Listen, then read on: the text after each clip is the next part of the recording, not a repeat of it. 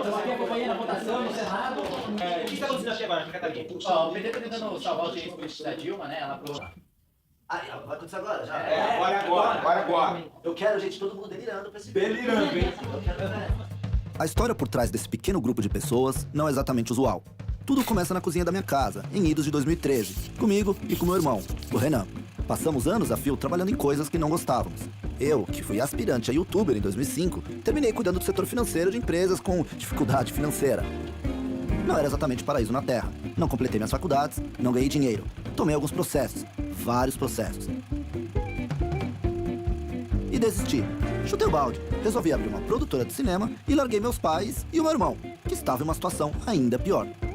Renan era aluno exemplar em todos os colégios que passou. Entrou na faculdade de Direito do Largo da São Francisco, a melhor do país. Era o orgulho da família. Mas ao invés de estudar, começou a se envolver na política estudantil. Matava a aula para organizar seu próprio partido acadêmico e tinha um prazer especial em derrotar o PT nos anos em que ser petista era moda. Mas nem tudo eram flores. Quando pretendia ser presidente do 11 de agosto, principal centro acadêmico do país, Renan tomou um golpe e outra pessoa se elegeu. Ele ficou bem mal. Abandonou seu partido, abandonou sua faculdade e prometeu nunca mais se envolver com política.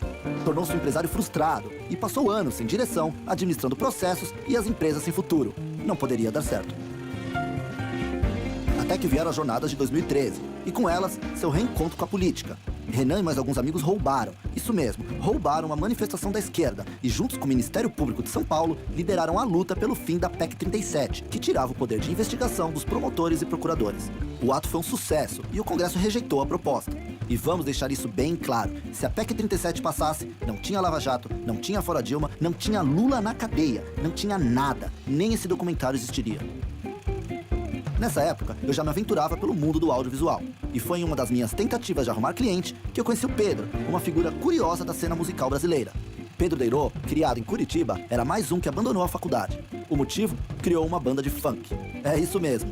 Pedro e seus amigos misturaram o ritmo carioca com riffs de rock e samples de eletro e criou uma espécie de funk tipo exportação. E explodiu. Com hits como Solta o Frango, Maria Gasolina, Picolé e Vida Louca, Pedro excursionou pelos maiores festivais do mundo, fez fama, ganhou dinheiro. E retornou ao Brasil para descobrir e produzir novos artistas, como a turma da Banda O e até a drag queen Pablo Vittar. Eu tentei cavar um clipe com ele, mas Pedro não tinha grandes planos para minha tentativa de produtora. Só me chamou para gravar uns clipes toscos, mas muito toscos, para uma boy band constrangedora que ele agenciava. E foi para um desses vídeos que eu chamei o Fred para me ajudar. Formado pela ESPM, Fred é uma usina de referências estéticas. Alemão de Blumenau, perambulava pela cena alternativa de São Paulo e sabia editar vídeos. Foi graças a ele que desenvolvemos uma linguagem muito particular. A propósito, é ele quem está dirigindo esse documentário comigo. Junto com o Fred, trouxe também Gabriel, que foi meu colega na escola de cinema e ator de sucesso no público infanto-juvenil. Entre um personagem e outro, nos ajudava nas produções. Mas a coisa não parou por aí. Pedro precisava de compositores para a série de músicos exóticos que ele descobria. Foi então que eu chamei o Renan, que além de político frustrado, é um ótimo compositor. As ideias bateram e decidimos, os três, montar um escritório. Eu com uma produtora de vídeos, o Pedro e suas bandas e o Renan com seus projetos de política, que já começavam a dar seus primeiros frutos. Pipocavam pelo interior as filiais de nosso micromovimento liberal, o Renova. Foi através dele que conhecemos o Rubinho, nosso eterno advogado e politiqueiro de Vinhedo. Rubinho não entendia muito as esquisitices de Pedro, mas vai lá, gostava da ousadia do Renan. Foi através de Rubinho que conseguimos nosso primeiro cliente, um corretor de imóveis com cara de Clark Kent chamado Paulo Batista. Paulo era candidato a deputado estadual pelo PRP, um partido parado no tempo. Tinha uma esperança comovente que ganharia as eleições e queria algo meio quadradinho. Nós topamos, mas com uma condição, fazer tudo do nosso jeito. Foi ali que pintaram nossos primeiros memes, vídeos nonsense e aparições na imprensa. Tudo isso com a ajuda de um novo reforço, Rafael Rizzo. Um moleque que falava estranho, mas entendia tudo de Twitter. Ele se tornou o comandante das nossas redes sociais e um dos maiores especialistas do mundo no assunto. Com o time formado, exploramos tudo que tínhamos ao nosso redor. Fizemos Paulo voar, lutar com o Nunchaku e virar matéria de jornal no New York Times e até na HBO. Paulo Bautista. Foi uma época muito divertida, mas nem tudo é ouro. O primeiro turno acabou, não elegemos Paulo Batista, mas ficamos quase famosos. Já era alguma coisa. Ainda assim, nos restava uma missão: como impedir Dilma de ganhar no segundo turno. Tínhamos uma ideia. Graças à campanha de Batista, nós pudemos conhecer Danilo Gentili. Sim, o Gentili. Ele declarou voto no nosso candidato e acabou virando uma espécie de amigo. Combinamos de fazer um vídeo com ele, mas para isso, precisávamos de um roteiro. E para escrever o roteiro, pensamos em um japonês. Havia um moleque impertinente que fazia vídeos no YouTube comentando de liberalismo. Eu achava ele meio esquisito, parecia um vietnamita. Seu nome? Kim Kataguiri. Kim era uma espécie de menino super inteligente que você só vê em filmes adolescentes.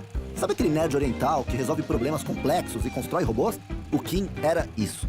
Ele abandonou a faculdade e se mudou de Malicuia para o nosso escritório, acreditando que o vídeo de Gentili poderia lhe render grandes frutos. Eu sou o Danilo Gentili e esse é o Jornal da República E Bolivariana. de fato o vídeo foi muito bem. Nos divertimos muito fazendo, editando e divulgando.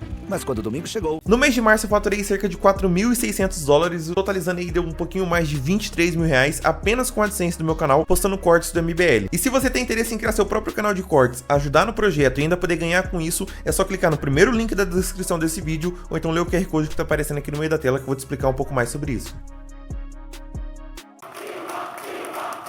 De um hotel da capital federal, em que a presidente reeleita agora vai fazer o seu primeiro discurso como vencedora da eleição.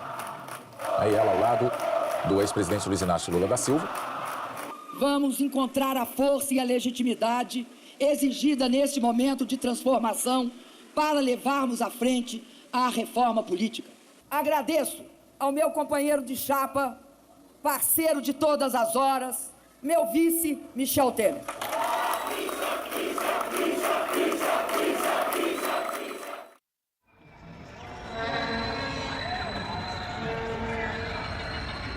Dez horas da noite. O Alexandre pirou. Em um surto de raiva por conta da vitória da Dilma, criou um evento com o Renan chamando para uma manifestação. Ou a Dilma sai, ou São Paulo cai fora. Um evento que mudaria a história do Brasil. Nós vamos contar das instituições democráticas do nosso país que nós demoramos para conquistar, para elas derrubarem o governo. São Paulo tem que tomar iniciativa hoje, nós todos, para iniciar o movimento nas ruas, pressionar as instituições, defender a imprensa porque a Veja foi atacada.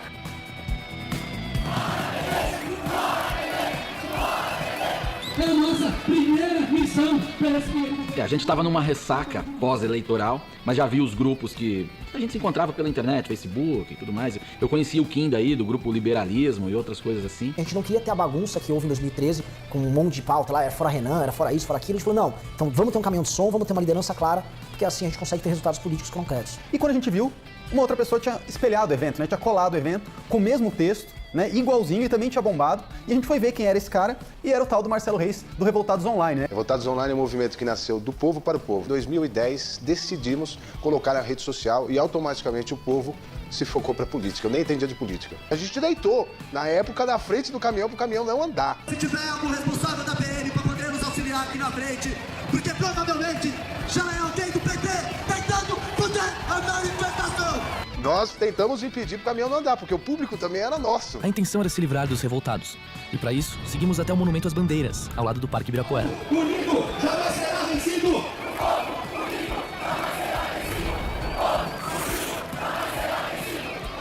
Tinha mais de 1.000, muito mais do que o cerca de 1.000 que a Folha depois noticiou.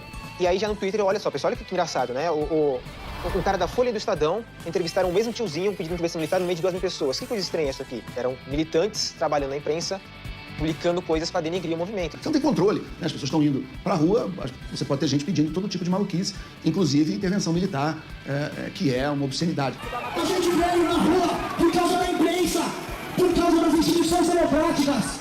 Que o PT tenta comprar. Que vergonha, Folha. Nós estamos aqui pelo Estado Democrático de Direito.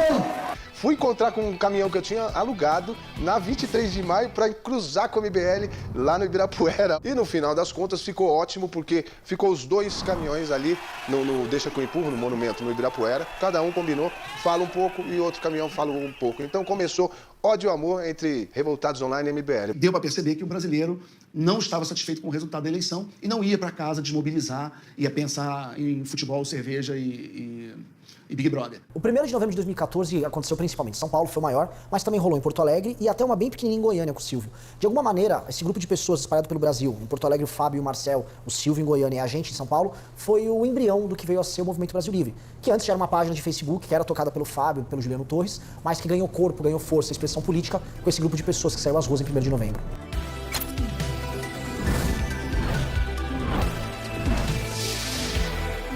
Fala meus queridos, aqui quem fala é o Alan do canal Inevitável Cortes, e no meu segundo mês postando cortes aqui no YouTube de figuras do Partido Missão e do MBL, eu faturei cerca de 25 mil reais ou um pouquinho mais de 4 mil dólares. E se você tem interesse em estar criando seu próprio canal de cortes, eu preparei um treinamento 100% focado, mostrando o passo a passo pra você estar conseguindo fazer seus cortes de figuras do Partido Missão e do MBL. Pra acessar o treinamento é só clicar no primeiro link da descrição ou ler o QR Code que tá aparecendo aqui no meio da tela agora. E se você gostou desse vídeo, não se esqueça de deixar o like e se inscrever no canal. Te vejo no próximo vídeo.